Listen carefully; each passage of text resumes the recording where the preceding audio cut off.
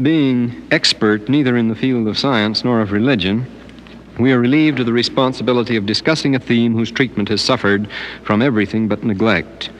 It is possible, however, to treat the well-worn problem of science versus religion in all its familiar aspects purely as history, without ever leaving the ancient world. For not only were the people of late antiquity even more modern and sophisticated than those of our own, but they thought of themselves as being very scientific, and they were. Long before and after Lucretius, the intellectuals insisted on a religious belief that would square exactly with everyday experience. A thoroughly common sense and practical religion, a scientific religion, in which there was no place for any nonsense about the supernatural, that is, for anything that lay beyond their own immediate experience. The fashionable religion of the educated classes was a sort of social gospel. Its attitude to the universe was that of nil admirari, don't get worked up over anything. The only problems worth troubling about were the social problem of getting along together and the individual problem of making money and enjoying life as much as possible. All the rest was old wives' tales. Such a philosophy of life may be very well in its way, but let us not call it religion. Not long ago, there flourished a Soviet poet, Shershenevich, who demanded in the name of modernity or futurity the liberation of words from the burden of meaning. Free the words from their sense and contents, he cried, which have stuck like chewed paper about the word's pure image. There is not and should not be any sense or contents in art.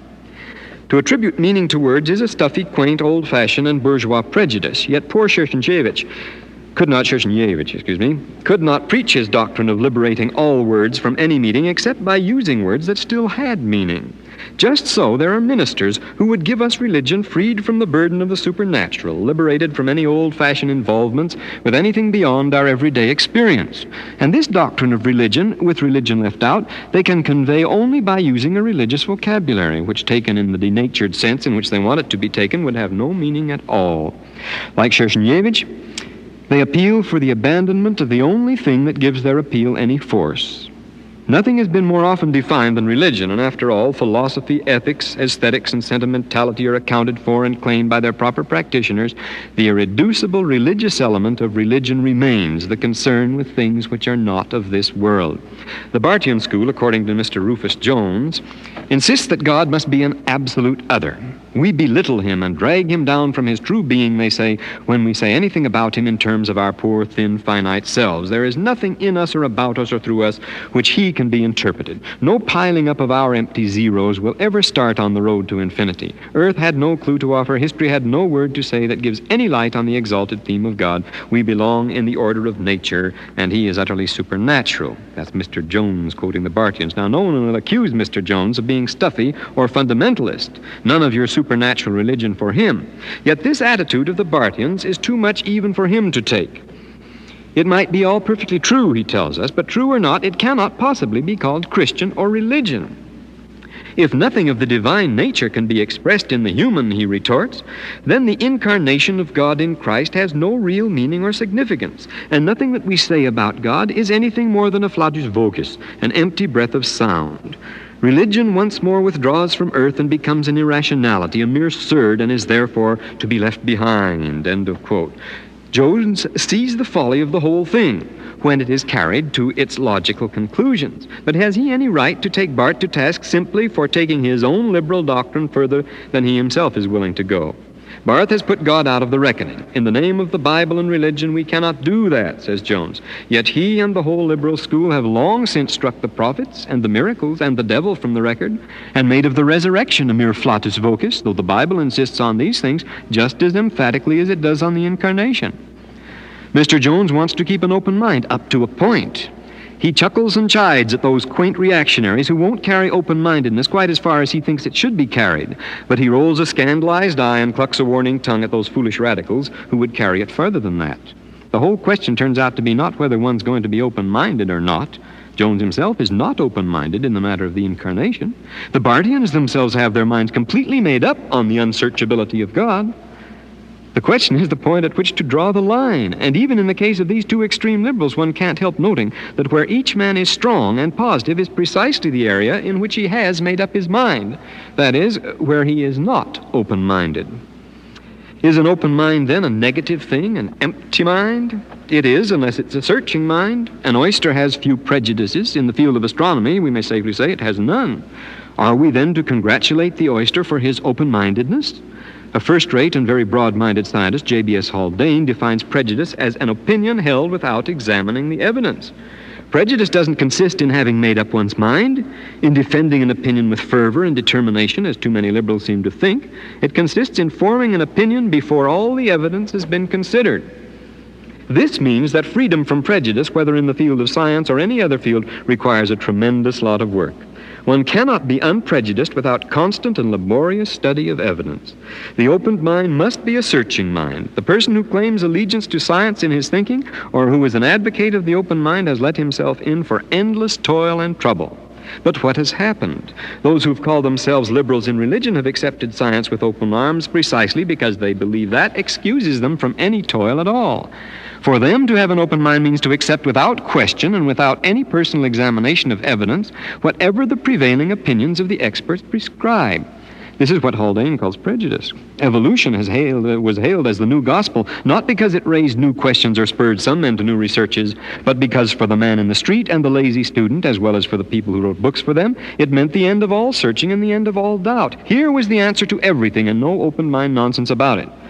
I recently reviewed a 2-volume work on ancient history, in which the author had obviously not bothered to read more than a fraction of his sources. Why should he bother? By the evolutionary rule of thumb, he could reconstruct the whole broad course of history with confidence and ease, oblivious to the disquieting fact that the documents, had he taken the trouble to read them, would have told a very different story.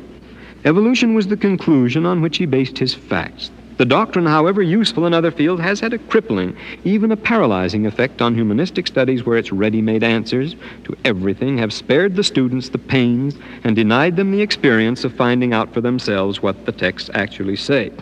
But especially in the field of religion, this has been so. The actual study of evidence constantly rebuffs the evolutionary prejudices of the scholars, who feel nonetheless that they can't do without this precious time and thought saver. It is a well-known law of history of liturgy, for example, that the development has led from pluriformity to uniformity and not the reverse. That's a quotation from a famous authority. Again, scholars have searched long and in vain for an ur-text, a pure, simple original to the Septuagint. Unaware, Paul Colley points out, that the standard text of a translation is always found at the end of the development, never at the beginning, where one would expect it. Any college student can tell you that the organization of the Christian church must have passed from primitive, loosely coordinated beginnings to an increasingly integrated and effective system. If the evidence makes the mistake of proving the opposite, the evidence must be dealt with. Accordingly, to quote Sherman, every letter of Paul in which such a fixed organization of the church is implied is, in spite of its linguistic affinity to other letters, which are recognized as genuine, and in spite of the close identity of its contents and thought with theirs, is condemned without mercy and overwhelmed with charges of interpolation. End of quote. This is not a rare but a typical example of the way the school of scientific scholarship, so-called, operates. As another example, the unfolding pattern of history requires that the idea of the Messiah shall have first arisen in Israel after the exile. But there are some significant pre-exilic passages in the Old Testament that refer to the Messiah. What do the scholars do with these? They simply declare them to be interpolations, and then they remove the offensive things from the text. The result is a reformed text, which brilliantly confirms the theory on which it was reformed. They produce a new text, that is, carefully tailored to their theory, and then they point to that text as proof that the theory is correct. Incredible as it may seem, this cheap and easy circular method became the standard procedure and the indispensable tool of the higher critics, especially the German school, who operated on the principle that while to ignore evidence is a sign of prejudice, to alter and adjust it to fit one's preconception is a mark of brilliance and ingenuity. This may be the result of trying to apply scientific method in an area where judgments must always remain largely subjective. And yet one wonders when one contemplates the behavior of scientists too. Last November, at a meeting of the Geological Society of London, the famous Piltdown man was shown to be a hoax, as we all know now. It was not only a hoax, however, we are now told, but it was an extremely clumsy hoax. So clumsy that it's hard to see how it ever fooled anybody, according to a recent report. Only one thing can explain the solemn acceptance and high honors accorded this battered skull by the highest authorities for over half a century, and that is an overpowering desire, a fierce determination to accept as genuine whatever looked promising in an area where evidence was badly needed. The news has now leaked out that the November meeting, and I'm quoting from the News-Dispatch, broke up into a series of fistfights. So strong was the feeling on both sides of the question. The fracas resulted in the expulsion of several members of the dignified scientific body. End of quote. Strong feeling, says the Dispatch. It was wishful thinking that saw priceless evidence in the Piltdown skull and then defended it with a passion that did not draw the line at bloody noses and black eyes. Where is the cool, impartial, objective detachment which we have been taught is the badge and authority of science? Well, there's nothing wrong in human beings behaving like human beings, unless, of course, one claims, as these men do, to have risen above that sort of thing. I recall to mind certain professors of natural science who could not give a lecture without taking potshots at foolish and gullible people who accepted things on faith. These men with monotonous persistence fire millions of rounds at the opposition, but when the opposition proposes to present a few of their duds for our inspection, they instantly appeal to our humanity and insist that it is not sporting to advertise the chinks in their armor. Well, modern liberalism, like modern education, goes on the theory that scientific attitude can become the possession of every man, woman, and child in the democracy. Nothing can be further from the truth. The only way you can get the scientific attitude, scientists tell me, is to be a scientist. The only way one can know what mathematics is about, according to Courant and Robbins, is actually to work the problems. Lots of problems, hard problems in mathematics. One can't acquire the attitudes of a painter or a teacher or a musician or a zoologist or a tap dancer without actually doing work in those fields.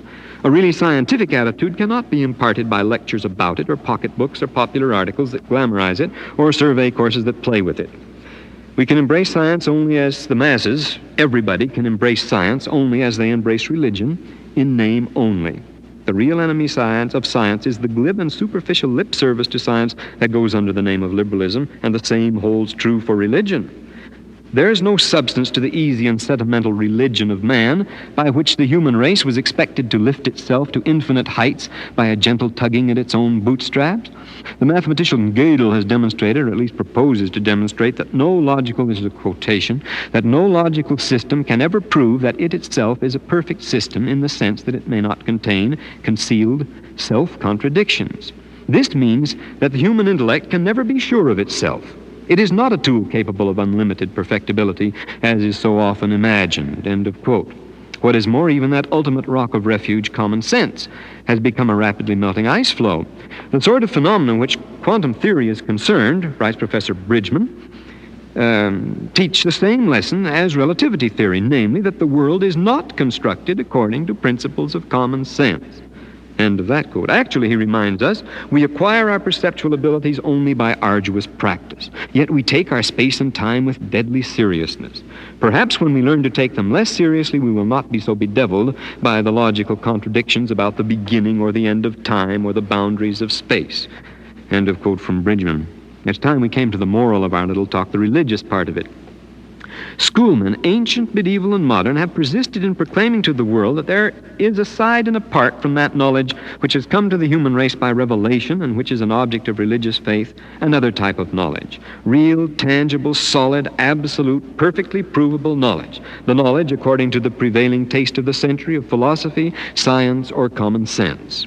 The exponents of this knowledge, we are told, are impartial and detached in their searches and their conclusions. I've met many students who've been convinced that anyone who experiences any doubt regarding the Scripture has only to remove his troubled mind from old legends and dubious reports to realms of clear light and absolute certainty where doubt does not exist. Significantly enough, this gospel of hope is almost never preached by the scientists, but enjoys its greatest vogue in departments of humanities and social sciences. What the true scientists of our day are telling us, as they've told us before, is that no such realm and no such intellectual Hesperides is known to them. One never knows which of our most cherished and established scientific beliefs may be next to go by the board. A brief illustration may be in order. If there's anything at all on which the overwhelming consensus of New Testament scholarship claims to have reached the highest certitude, it is the nature of the Gospel of John. a relatively late production, we are told, that shows clear and unmistakable marks of Hellenistic influence. Professor Albright reminds us that the term rabbi used by John was seen to be a hopeless anachronism, that the personal names in the Gospel of John were obviously fictitious and had been chosen for their specific purposes, that John's inaccurate topography showed his ignorance of the local setting in the time of Christ, and so forth. Yet the discoveries of just the last few years, Albright observes, have shown that the experts were completely wrong on all these points. Most recently, the study of the Dead Sea Scrolls shows us, quote, that John, quoting from another authority, that John, so far from being the creation of Hellenistic Christianity, has exceedingly close ties with sectarian Judaism and may prove to be the most Jewish of the Gospels. Let us not be hard on the specialists. How could they be expected to have known what lay hidden in the sand? But that's just another way of asking, how could they ever be expected to know the answers?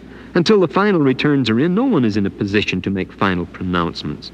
And as long as science continues to progress, the final returns will remain at the other end of a future of wonders and surprises. In the world of things, we must forever keep an open mind because we simply don't know the answers. But we're not claiming that because science doesn't have the ultimate answers, religion does have them. What we do claim is that the words of the prophet cannot be held to the tentative and defective tests that men have devised for them. Science, philosophy, and common sense all have a right to their day in court. But the last word does not lie with them. Every time in their wisdom, and it has often happened, men have come forth with the last word, other words have promptly followed. The last word is a testimony of the gospel. It comes only by direct revelation. The Father in heaven speaks it, and if it were in perfect agreement with the science of today, it would surely be out of line with the science of tomorrow. Let us not therefore seek to hold the Lord to the learned opinions of the moment when he speaks the language of eternity.